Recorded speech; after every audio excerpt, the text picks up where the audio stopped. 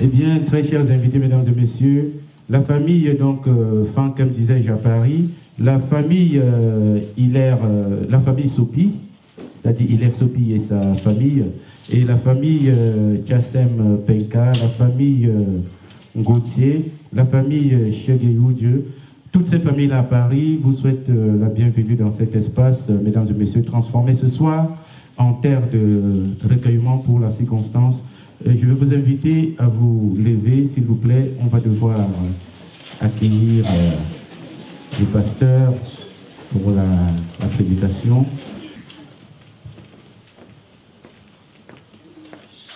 Merci, on peut applaudir. Alors, le pasteur, il a pris position. Je vais devoir m'éclipser pour qu'il me prenne en relais. Merci et bienvenue. La grâce et la paix vous sont données de la part de Dieu notre Père et de Jésus-Christ notre Seigneur et Sauveur. Amen. Nous allons commencer notre adoration avec le cantique numéro 1 sur vos feuillets. La voix du Seigneur m'appelle.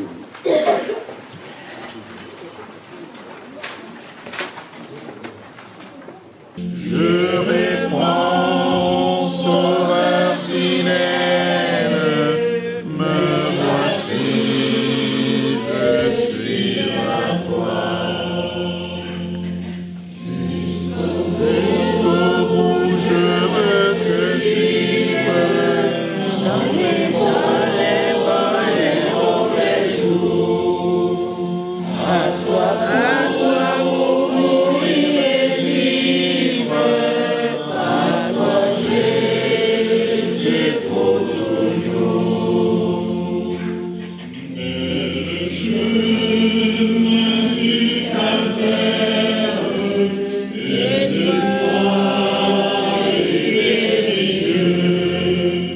C'est un chemin solitaire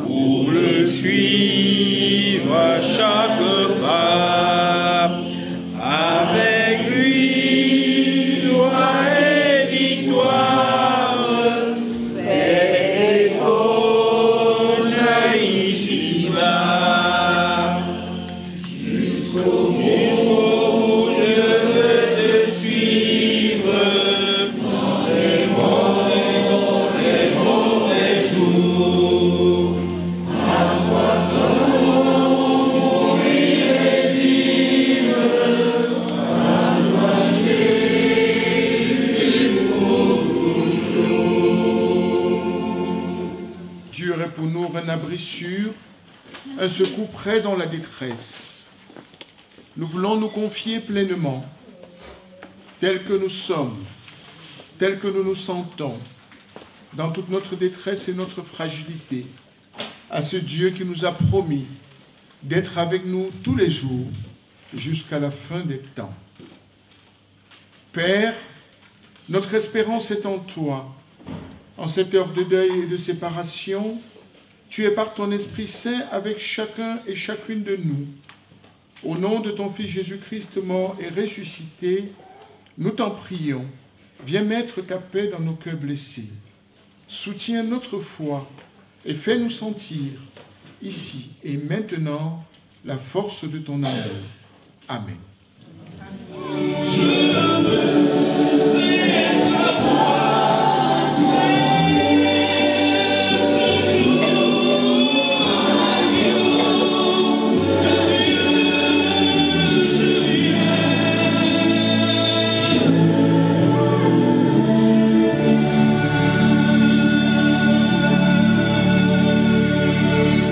Psalmiste, élevons nos cœurs vers Dieu.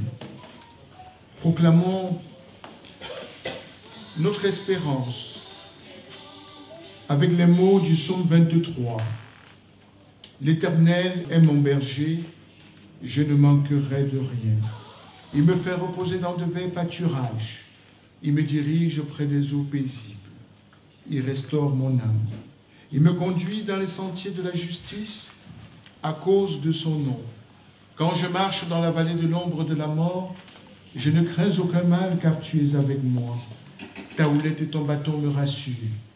Tu dresses devant moi une table en face de mes adversaires. Tu oindules ma tête et ma coupe déborde.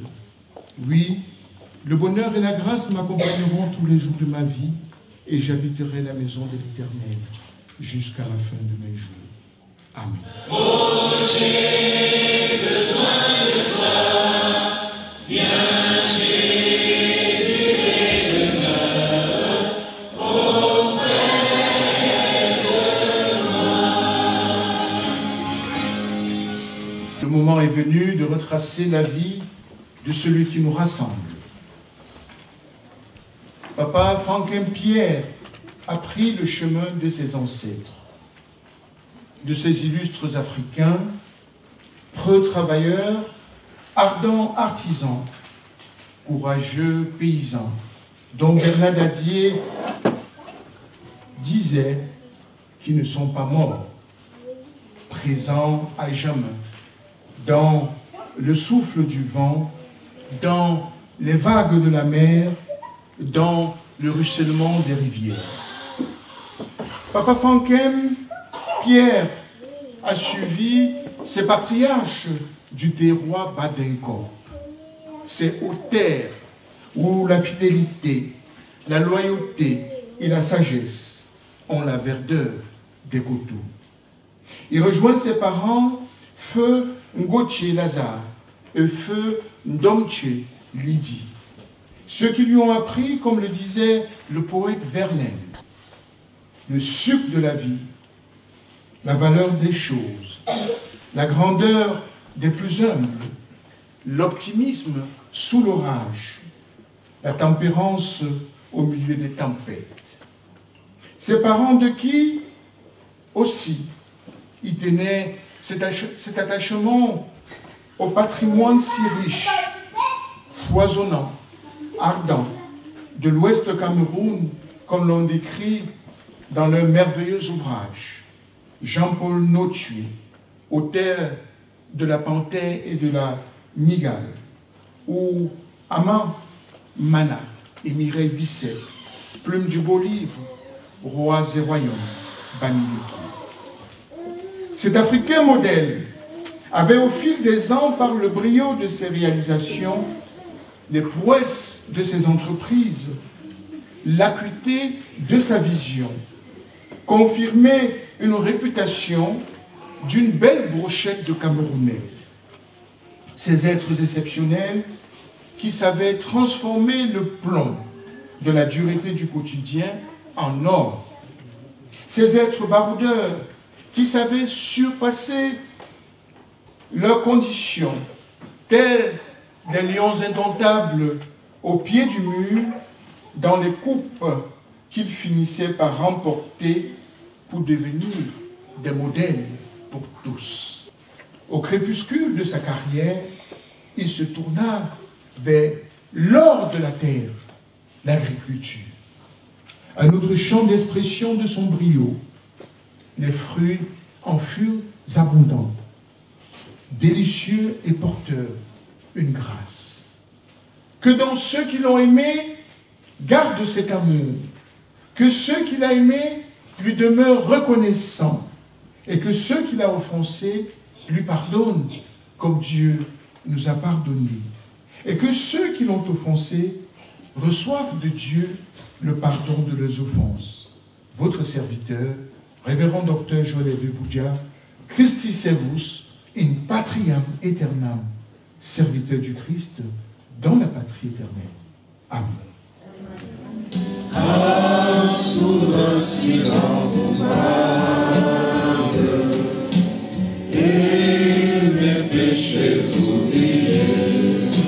Soyez les bienvenus dans cette chapelle et merci d'être venus ici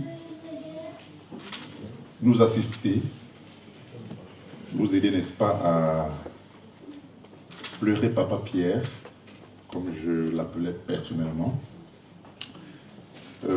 Papa Pierre, c'est un peu mon adolescence, en ce sens que c'est dans les années 96, quand j'arrive en Consamba pour faire mon second cycle de seconde en terminale, que je fais sa connaissance. C'était le mari à ma tante, donc, où je suis né, parce qu'il faut dire que je suis né à Ndungue par ailleurs, dans les années 70. Et mes premiers cris se sont passés chez lui en Consamba. Pour vous dire à quel point, pour moi, c'est un père qui est parti. Et pour revenir sur la partie secondaire, vous savez, c'est une étape de la vie qui marque un jeune que je suis et que nous sommes. C'est parfois aussi les plus belles années d'une vie, dans la mesure où on n'est pas conscient de ce qu'on fait. On navigue dans la joie, dans le bonheur, parce que papa donne les moyens, maman fait à manger, on n'a aucun souci. Et la vie est plutôt rose. Et ce sont pour moi des années agréables que j'ai pu passer auprès de Papa Pierre. S'il est vrai que aussi tout au long de cette année de mon secondaire, j'ai embrassé un cycle plutôt scientifique et qu'aujourd'hui j'exerce dans les métiers de la presse télévisuelle, c'est aussi en grande partie à ce papa qui était, bien que je sois arrivé à un moment où il prenait déjà un peu sa retraite et qu'il était dans les plantations en Consamba, j'avais été fasciné, n'est-ce pas, par un homme de culture. Il faut dire que lorsqu'on fait des séries scientifiques comme la nôtre, on n'est pas trop porté vers la littérature, mais le fait de voir constamment à la maison des journaux comme Le Point, L'Express, qui venaient de la France, à l'époque où j'étais encore au lycée, pour moi, qui connaît ces journaux, qui a reconnu ces journaux ici aujourd'hui, me permet de vous dire en toute honnêteté que mon côté littéraire, dont j'exerce aujourd'hui pleinement, il a été en grande partie. Parce que ce sont des journaux que je lisais déjà, bien qu'étant au lycée, et il les recevait constamment à la maison. C'est quelque chose qui m'a beaucoup marqué. Je pense que Si j'ai pu aujourd'hui embrasser avec aisance mon métier de presse télévisuelle, c'est aussi en grande partie à cette période-là qui a bercé en quelque sorte mon enfance et ma jeunesse. Je voudrais ici vraiment dire merci à la famille Fankem qui m'a adopté et qui m'a accepté malgré toutes les turpitures de la vie qu'un jeune comme moi ou comme nous peut apporter. Et je vous remercie vraiment d'être venu nous soulager, nous aider à pleurer. Notre papa, notre grand-père qui est parti, et bien qu'il soit parti à 88 ans, on a toujours cette impression que on a beau avoir de l'âge, mais lorsqu'on part, c'est toujours un chacun pour ceux qui sont restés. Et je remercie vraiment le Seigneur qui lui a donné cette grâce de vivre aussi longtemps jusqu'à cet âge-là. Et je prie le bon Dieu qui a permis que vous puissiez venir ici nous soutenir, que vous puissiez rentrer, n'est-ce pas, en paix dans vos domiciles respectifs. Merci et bonne soirée à tous. Cantique numéro 6. Quel ami fidèle et tendre. Quel ami fidèle et tendre, nous avons en Jésus-Christ, toujours prêt à nous comprendre, car nous sommes en souci. Disons-lui toutes nos craintes, ouvrons-lui tout notre cœur. Bientôt cette parole sainte nous rendront le vrai bonheur. Bonsoir tout le monde. Merci à tout le monde d'être venu nous voir aujourd'hui, nous assister, à nos amis, à notre famille. Certains sont venus de très loin, tous ne sont pas de Paris. Alors vraiment merci pour vous d'avoir pris le temps de faire le déplacement. Donc moi je suis Christian, je suis le petit-fils de grand-père Pierre et je me considère comme étant quelqu'un d'extrêmement chanceux parce que je suis l'aîné des petits-enfants et je suis le seul qui est grandi au Cameroun.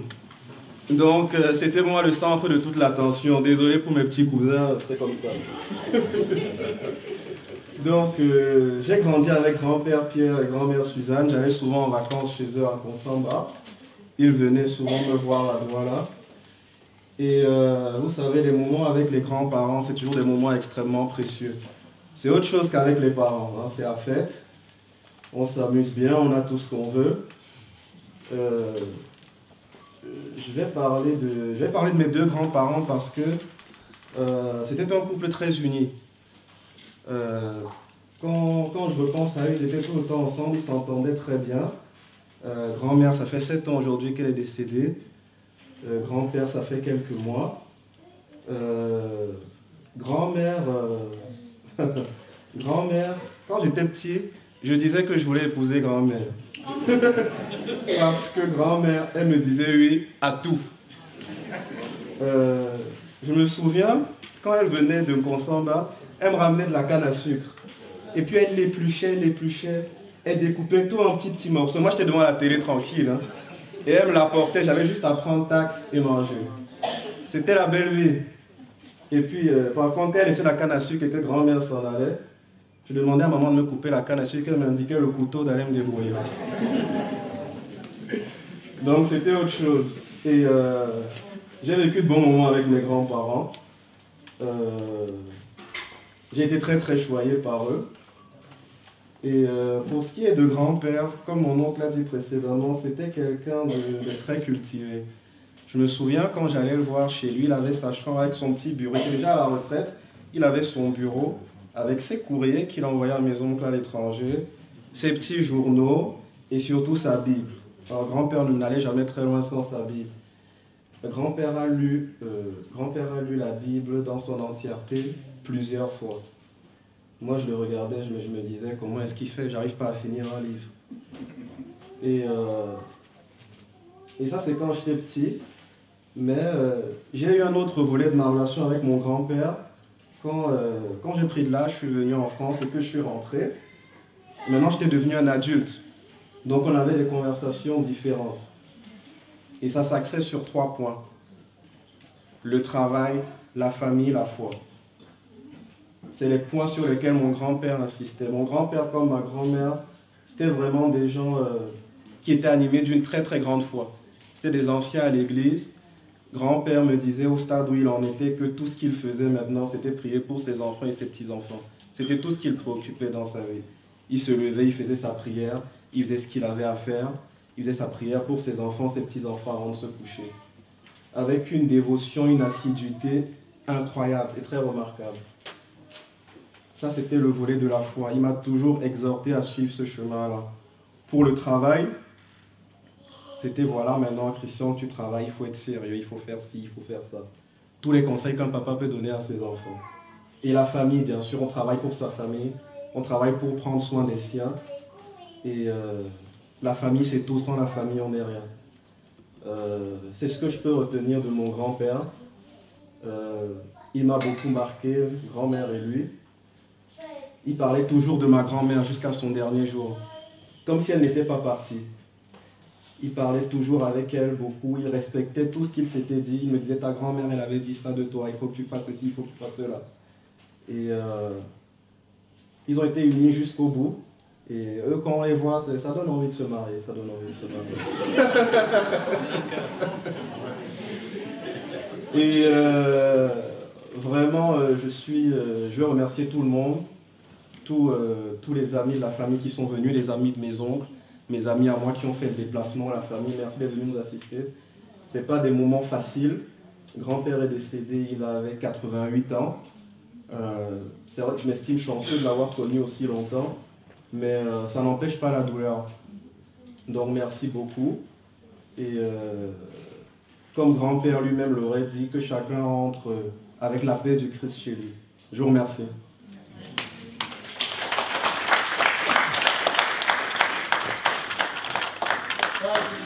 Oh Jésus, tu es là.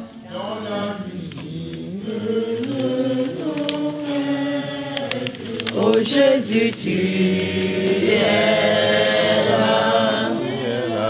Tu es là au cœur de nos vies. Et c'est toi qui nous fais vivre. Tu es là au cœur de nos vies.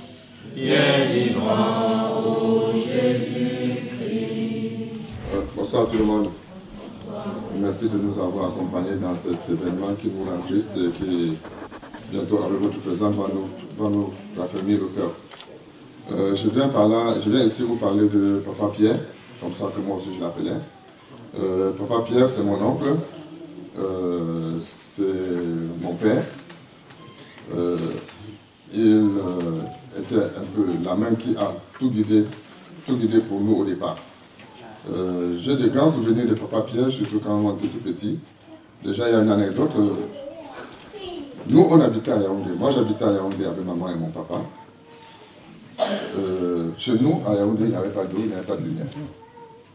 C'était un luxe pour moi. À chaque fois qu'on disait aller en vacances, bingo, je vais chez Papa Pierre. Pourquoi chez Papa Pierre, il y avait de l'eau, il y avait de la lumière. Et c'est quelque chose que vous ne pouvez pas imaginer quand on est tout petit. Et quand on arrive chez Papa Pierre, il nous amène chez le coiffeur, il nous coiffe, il nous amène faire la vaccination, il nous amène prendre des vaccins. Bref, il était déjà au point de ces choses dans les années 70. Je dis ça parce que je suis de 66, donc moi je parle des affaires de 70. Il était déjà au point de ces choses. Il fallait les gestes de barrière comme les lèvres, le lavage de la main, c'était automatique. Il ne fallait pas blaguer avec, surtout quand il passait. C'est des souvenirs que j'ai de lui, la rigueur dans les choses et aussi la récompense dans les choses. Parce que autant beau, on avait des parents rigoureux, mais lui, il savait quand il fallait nous dire allez au cinéma, allez faire ci, allez faire ça pour se distraire. il mettait les moyens. Et c'est quelque chose que nous, étant citadins au centre-ville, à Yaoundé, on n'avait pas les moyens de le faire. Alors du coup, pour un enfant comme moi, quand on vous disait vacances, on rêvait que les Konsamba. On n'a jamais oublié ça. Une seule chose que je vais retenir de Papa Pierre, une chose particulière, c'est qu'il était très ouvert dans l'accompagnement de l'enfant. Et il avait une chose, comme a dit le pasteur tout à l'heure, sanctifier le labeur. C'était son langage. Travaillez, travaillez, Dieu, vous ne pourrez gagner que selon votre travail. Et jusqu'à ce que les dernières paroles qu'on a avec lui, est-ce que tu as bien travaillé? Est-ce que tu es sûr d'avoir bien travaillé? Quand il était adulte, il nous rappelait toujours que le travail, c'est ce qui paye. On espère qu'il est là où il est, il continue de penser à nous et on prie pour lui. Merci, que Dieu vous accompagne tous.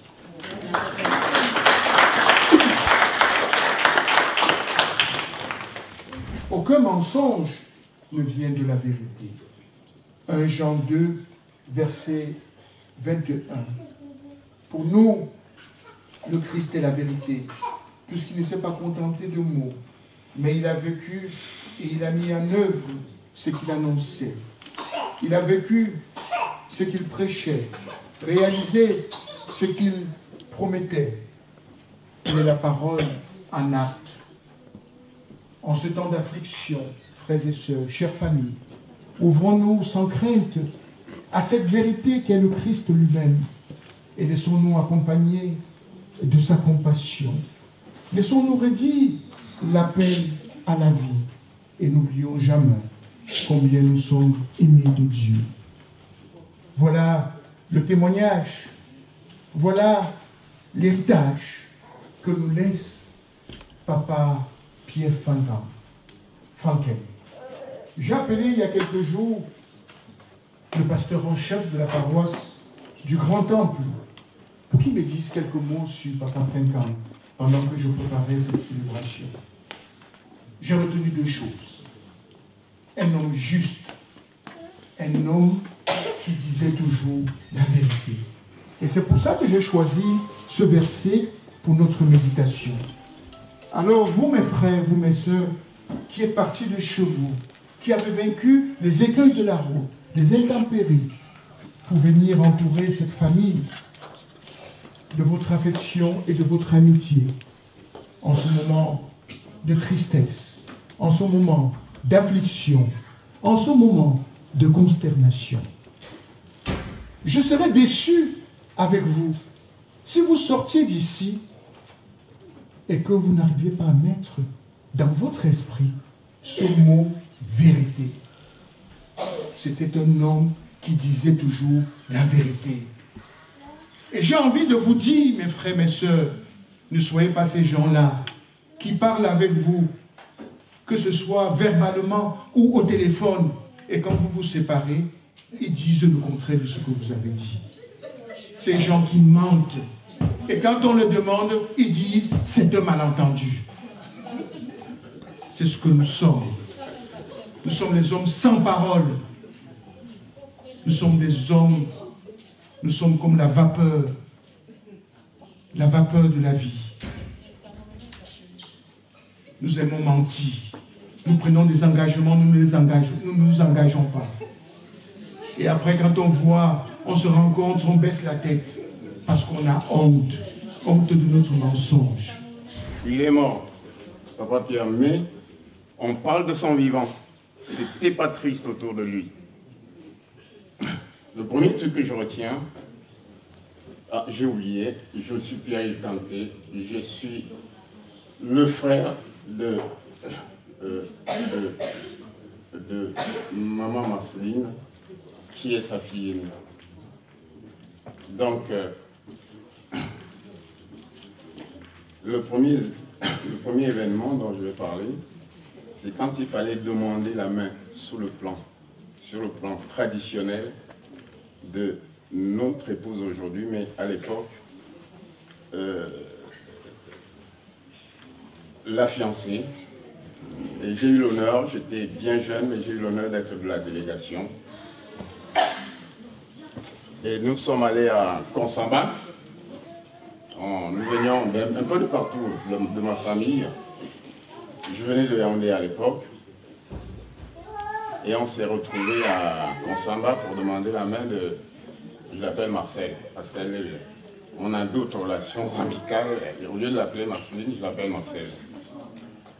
Et vous connaissez cette étape qui est une sorte de joute oratoire entre deux familles.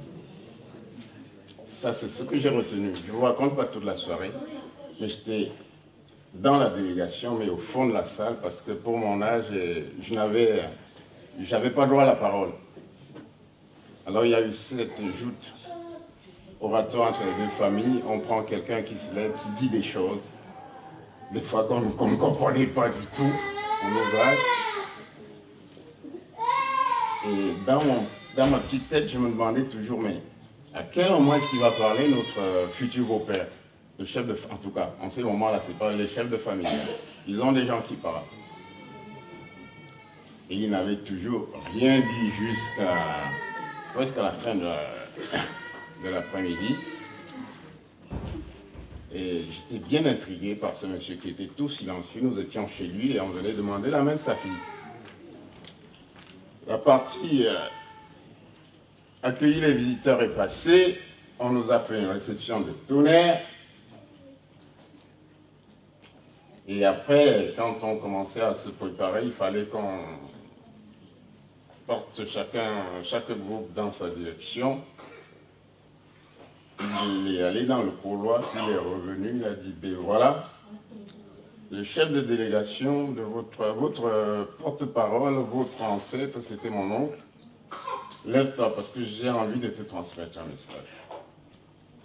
Mon oncle s'est levé, il lui a dit, j'espère que tu diras, en tout cas j'ai retenu que nous attendions des gens, nous on a dit le braves hommes, je ne sais même pas dire ça en français, c'est intraduisible. J'espère que vous direz à ceux qui sont restés, qui vous ont envoyé, que vous avez trouvé ici de braves hommes. On s'est tué et ça a continué comme ça en fait. Et c'est tout ce qu'il a dit. Donc ce monsieur s'est m'a intrigué. Ce qui fait qu'en fait, quand vous restez avec ce genre de, comment je dirais, d'image d'une soirée, chaque fois que vous le voyez, vous attendez à ce qu'il vous dise quelque chose, à ce qu'il parle. J'ai dit à Marcel, je suis sûr qu'aujourd'hui, on dit que voilà, ceux qui ont vu jusqu'à un certain âge avant de perdre la vue, c'est pour ceux qui ne savent pas, avant de mourir, il avait perdu la vue. On dit que ceux qui ont vu, qui peuvent savoir ce que c'est que le noir, le rouge, ce que disait déjà un autre illustre aveugle, c'est Richard. Je sais quand je parle de la couleur, je sais de quoi je parle et tout ça, qu'en fait c'est pas pénible. Et je me suis dit non, pour ce monsieur, même s'il a vu, il connaît les couleurs, il sait tout, je sais quelque chose de lui. Il notait les versets des livres, comme a dit Hilaire tout à l'heure, des livres notamment de la Bible, de tout ce qu'il va lire quand il sera à la retraite. Donc je crois que le plus dur pour lui a été de ne pas pouvoir lire toutes ces choses qu'il avait accumulées, toutes ces choses qu'il avait accumulées pour lire plus tard quand il serait à la retraite. Et je ne vais pas être plus long. Je suis sûr que le peu qu'il avait déjà lu, il avait transmis, ne serait-ce que le centième à nous autres. Ne faites pas comme moi, respectez au moins le dixième de ce que vous a transmis Papa Pierre pour ceux qui l'ont connu. Merci.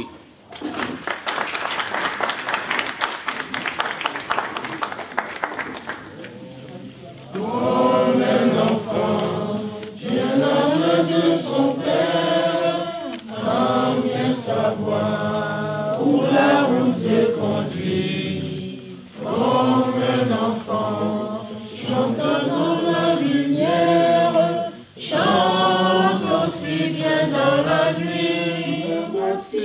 Me voici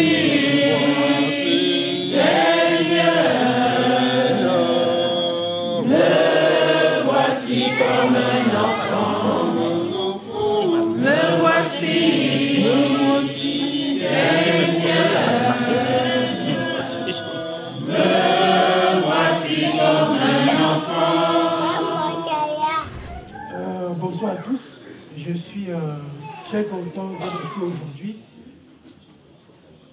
Contrairement à la plupart des témoignages précédents, je n'ai malheureusement pas eu cette chance de connaître M. Pierre Franken. Mais je pense que, en toute honnêteté, son odyssée ici sur Terre a été plein d'enrichissement, d'après les témoignages que j'ai pu entendre. Je suis vraiment très content qu'il ait été le confident, qu'il ait été le mari, qu'il ait été le compagnon, qu'il ait été l'amoureux de ma grande sœur. Je parle en pleurant parce que maman Suzanne, c'est ma grande sœur. Je suis le dernier né de la famille Sopi, le tout petit enfant qu'elle aimait énormément. Je me souviens parce que quand j'étais tout petit, quand j'étais au village, chaque année, c'est elle qui achetait mes cartables de l'école. Je suis content que pendant son séjour ici sur Terre, elle a pu croiser un homme tel que M. Pierre Franken. Et Dieu les a réunis maintenant près de lui. Et je suis très content, franchement, qu'elle ait rencontré cet homme, d'après les témoignages que j'ai pu entendre. Chers amis, je vous assure que la vie est courte ici sur Terre. Pour le peu de temps que nous avons ici sur Terre, aimons-nous les uns les autres, parce que cette vie est éphémère. Chérissons nos proches, chérissons nos parents, parce que sans eux, nous ne sommes rien. Je vous assure, chers amis, rentrez en toute tranquillité chez vous, dans la paix, comme l'a dit le pasteur tout à l'heure, parce que l'amour, la vérité, c'est tout ce qui est très important dans ce monde. Je vous remercie.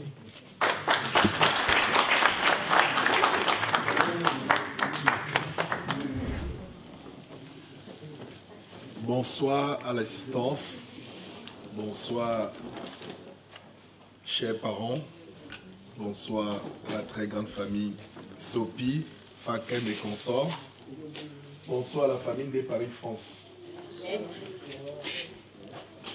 Né, tous. En fait, nous apportons aujourd'hui notre soutien. Ce n'est plus un secret. Est-ce qu'on peut faire silence, s'il vous plaît? S'il vous plaît. Ce n'est plus un secret. Monsieur Hilaire Sopi est notre membre d'honneur depuis près de 2 ans. C'est quelqu'un, comme vous le savez tous, pour ceux qui le côtoient au quotidien, pour ceux de la famille, qui est très pudique, très modeste et justement très très distingué, donc de bonne éducation, on va dire. Et nous le savons aujourd'hui que c'est directement inspiré par son tonton et son tuteur, par qui il est passé, M. Don Franken, qui est parti depuis le 28 septembre. Nous avons appris la nouvelle, c'était aussi un choc pour nous. Cependant, les programmes parisiens que vous savez tous n'ont pas permis à ce qu'on se recueille vraiment auprès de lui, notamment suite à ses nombreux voyages, comme il aurait fallu. Suite donc à ces nombreux programmes, on n'a pas pu aussi, on va dire, faire vraiment l'hommage qu'il aurait lui-même souhaité. Ça, on va dire que ce n'est pas simplement de notre fait, c'est aussi de ne pas s'arrêter sur le territoire français. Donc, du coup, nous venons en fait aujourd'hui, non seulement lui témoigner notre fraternité, notre amour, et surtout lui faire comprendre que, quel que soit même les futurs déplacements pour l'enterrement de tonton, nous serons toujours de tout cœur avec toi, nous serons toujours de tout soutien avec toi, et sache que la famille des Paris-France, par ma voix, est aussi éprouvée, est aussi touchée. Nos bras et nos talents te retrouveront, si besoin, si tu le souhaites, au niveau du Cameroun, parce qu'on a aussi une grande famille là-bas, qui s'appelle la famille Kouchouabanda, qui est notre bras, on va dire, de prolongement au niveau du Cameroun. Je le dis aussi à l'intention de la famille, pour les animations culturelles, parce que c'est très important parfois de se couver de tout ça, quand on passe des moments aussi tristes, qui sont des moments d'enterrement et de recueillement de requiem. Donc nous allons donc prendre notre part là-dessus. Je voulais seulement vous témoigner que c'est quelqu'un donc de très bien, et nous avons aujourd'hui témoigné cela par le récit et pas l'histoire de son tonton. Donc nous comprenons d'où vient donc cette valeur qui nous apporte et ce qui nous procure tous les jours. Donc voilà tout notre témoignage aujourd'hui. C'était simplement encore pour vous saluer, pour vous apporter encore tout le soutien à la famille. Je vous prie encore de passer une très bonne soirée. Rentrez de la même manière que vous êtes venus. Prenez soin de vous.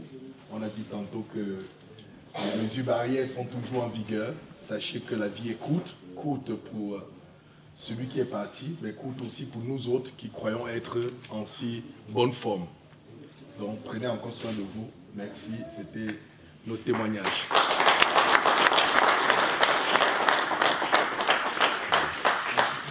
Donc, merci, monsieur le président. Au sorti d'ici, en ce temps de l'avant, temps de l'attente, temps de la préparation de la venue de celui-là qui est la lumen de luminer, c'est-à-dire cette lumière née de la lumière, cette lumière qui vient dissiper les ténèbres. Si nous sortons de cette salle en ce temps de l'avant, temps de préparation, où le Seigneur doit arriver et nous devons nous préparer à l'accueillir, est-ce que nous allons l'accueillir dans notre mensonge? Nous devons l'accueillir en nouveauté de vie. Nous devons l'accueillir dans la vérité. Alors, frères et sœurs, quand nous allons rentrer chez nous, ayons le courage de prendre le balai, de balayer notre maison, de nous balayer nous-mêmes et de pouvoir recevoir le Christ dans la propreté et non plus dans le mensonge, dans la vérité, cette vérité qui libère. Que Dieu nous accorde cette vérité et que le Christ dont nous attendons la venue, qu'il vienne naître en chacune et chacun de nous. Comme disait le grand poète Angelus Silesius, bien que Christ soit né 1 millier de fois à Bethléem, s'il n'est pas né dans ta vie, s'il n'est pas né dans ton âme, s'il n'est pas né dans ton cœur, cela ne sert à rien. Puisse le Seigneur vienne naître en nous et que nous soyons des personnes nouvelles et que nous changeons de mentalité. Amen. Je suis Jules Fankem, le premier fils de Papa Pierre. Et devant moi, il y a Madame Loudjeu, Marceline, au Cameroun. Et derrière moi, il y a Calvin Fankem, qui est au Canada. Nous sommes 3. Mais nous ne sommes pas seulement ces 3 enfants, parce que notre domicile familial a reçu beaucoup de personnes. Beaucoup de personnes. Et aujourd'hui, je ne vais pas être long parce que mes cousins, mon neveu, ils ont dit ce que je devais dire. Mais étant enfant de maison, on trouvait toujours que c'est compliqué avec les parents. Mais nous, on a gardé cette rigueur, pour ceux qui me connaissent un peu, de lui.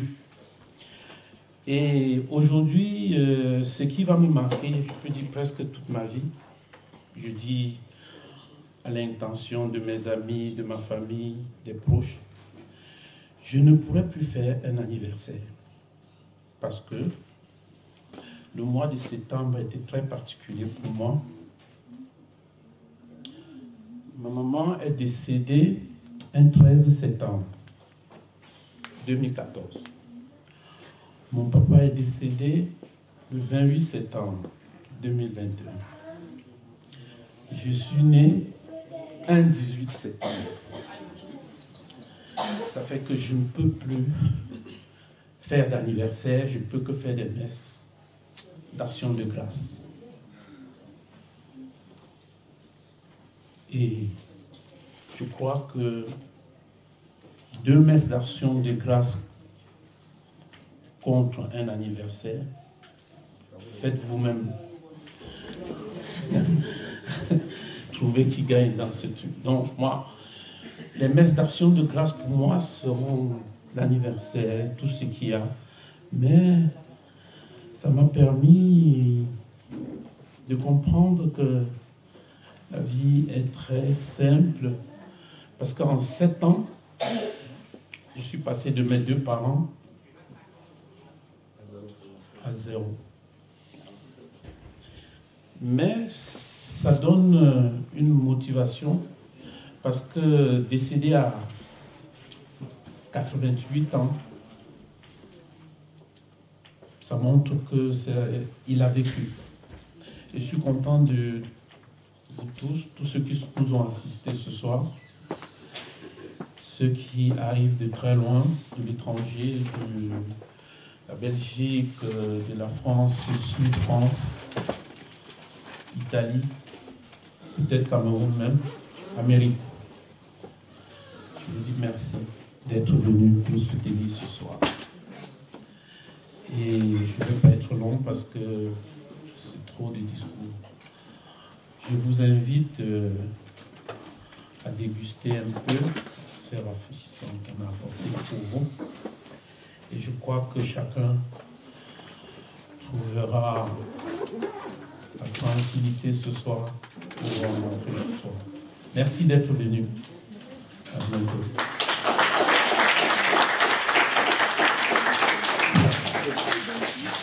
Merci, merci Jules.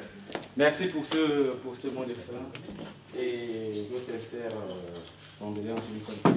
Donc, mesdames et messieurs, comme Jules l'a si bien dit, on va devoir passer à table, mais bien avant de passer à table, j'aimerais rappeler une toute petite chose, tout en m'inclinant devant le révérend. Et il y a une anecdote de monsieur le pasteur qui m'a retenu personnellement l'attention. Et j'aimerais bien qu'on partage cette anecdote et qu'on en tire des leçons. La petite histoire de la prune de Châteaurouge.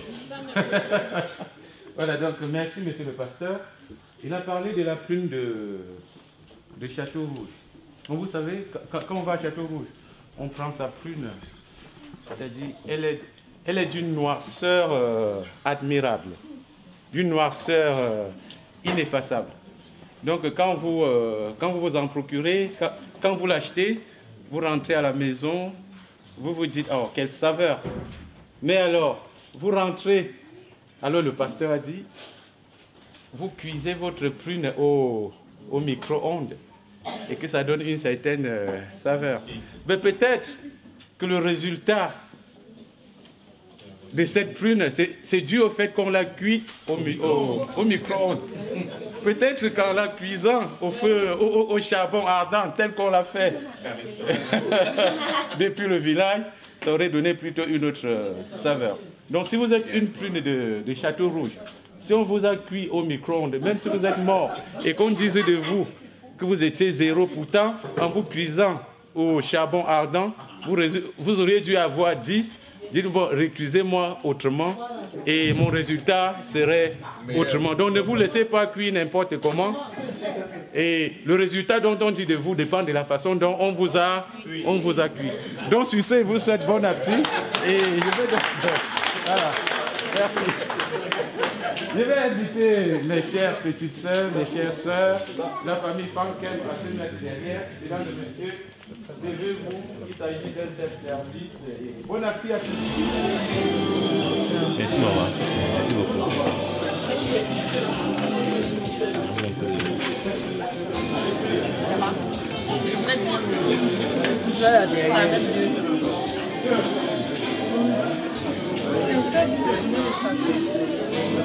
Tu te rappelles encore? Il a ramené les trucs ici là. Je crois que c'est le pays maïs. Tu as fait quoi? Tu es vraiment formidable. Voilà, il y a tout bien.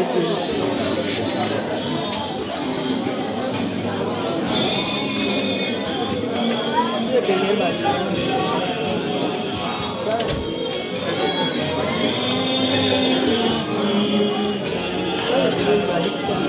Me voici, Seigneur.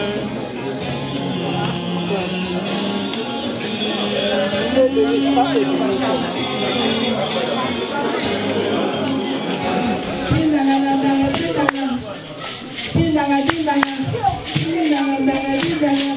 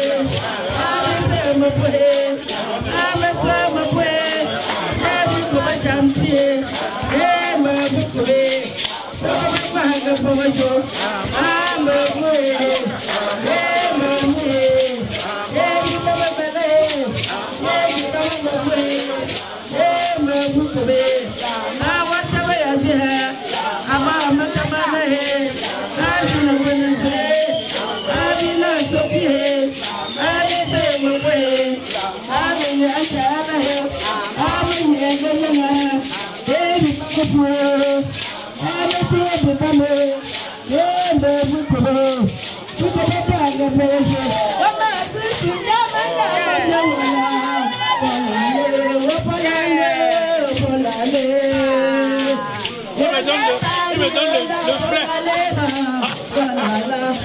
kênh Ghiền Mì Gõ để không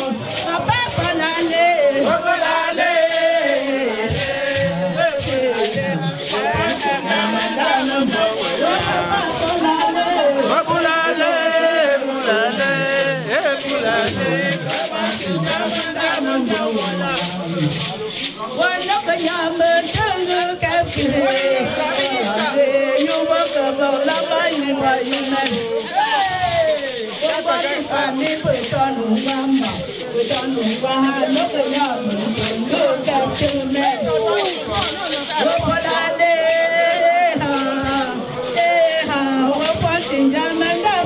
lỡ